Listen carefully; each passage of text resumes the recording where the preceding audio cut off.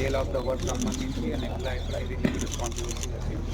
మీ team members చాలా important. ప్రతి sector వైజ్గా బోర్డ్ డిఫరెంట్ జోన్స్ లొకేట్ చేసి మనం divided in different offices.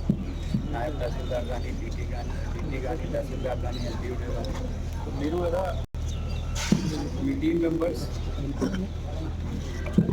Coordinate చేసి ఇది సింక్రొనైజ్ వేరు సమన్వయం పని చేయాలి. ముఖ్యమైన ఇది అయిపోయింది ప్రాజెక్ట్ నెంబర్ 1, నెంబర్ 2, తర్వాత ఉభయదాసం, తర్వాత ఇతర సెక్టర్స్ ఉంటాయి.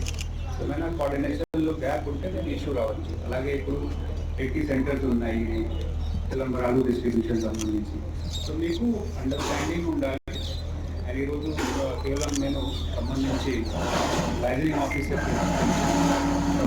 సీనియర్ ఆఫీసర్, కానీ మీ కింది స్థాయిలో కూడా చాలామంది ఇప్పుడు 8 to 10 మనం ఇచ్చాము. ఈరోజు తెలియలేదు, బట్ 26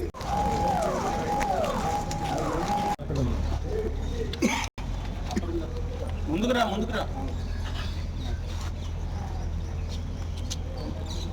ఇన్సూరెన్స్ గేట్ మీద మీకు